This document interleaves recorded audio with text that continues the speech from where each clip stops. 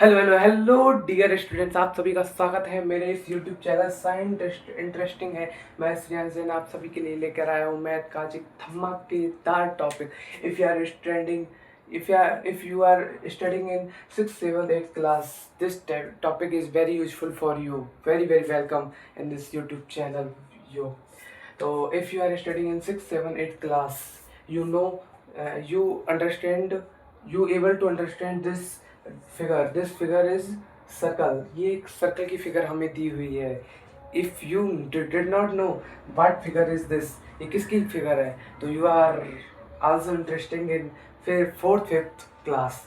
if you are able to understand this figure, you are studying in 6th 7th 8th class. This topic is very useful for these types of students। ये circle की figure दी हुई है हमसे। कभी भी ये concept पूछा जा सकता है कि what is the area of circle.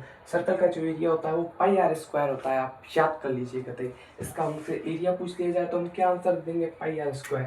This is first topic, is very useful for you.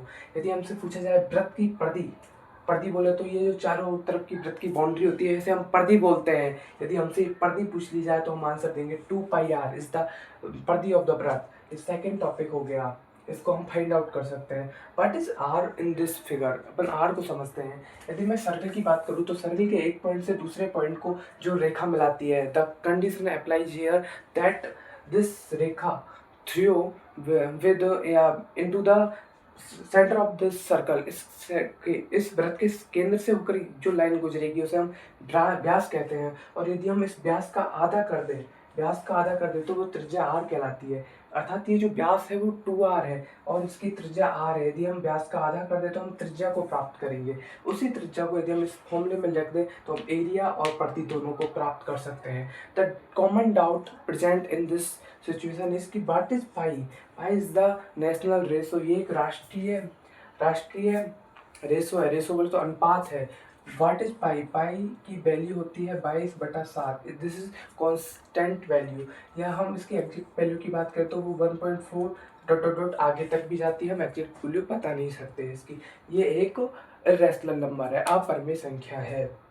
Okay, this pi developed by, या मैं बोलूँ डेवलप्ड बाई, या इसकी जो खोज की थी वो एक मिस्त्री ने की थी। बिल्कुल मिस्त्री जो आपके घरों में काम करता है उसने इसे डेवलप किया था। What is the basic mean of pi. Pi को हम ऐसे समझ सकते हैं, यदि मैं कोई 44 सेंटीमीटर परिधि वाला कोई वृत्त ले लूँ तो पाई ये कहता है, या यदि कोई वृत्त है तो वो इस कंडीशन को अप्लाई करेगा कि उसका जो व्यास होगा 14 सेंटीमीटर का होगा।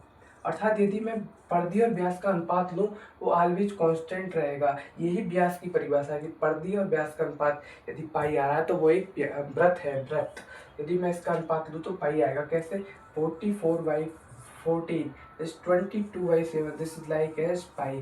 तो this is basic concept of pi. तो इस प्रकार हम पाई की वैल्यू में पुट करके आर की त्रिज्या की वैल्यू पुट करके हम इन दोनों चीज़ों को फाइंड आउट कर सकते हैं। अब बात करें कॉमन डाउट इसकी प्रूफ क्या है इन दोनों फॉर्मूला का, तो प्रूफ अपन 12th क्लास के अंदर पढ़ते हैं।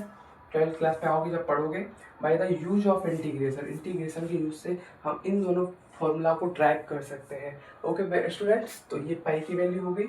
ओके, तो ये व्यास बटा त्रिज्या करके आप इसको निकाल सकते हो। तो आपका इस वीडियो में I hope you learn this concept, very useful concept for 6th 7th 8th 9th वाले बच्चों के लिए भी बहुत यूजफुल कॉन्सेप्ट है। और इनको सीखना चाहिए ये कॉन्सेप्ट क्योंकि ये इनकी क्लास में है। ओके, तो thank you for all the students for watch this video. This video I hope very useful for you. Thank you.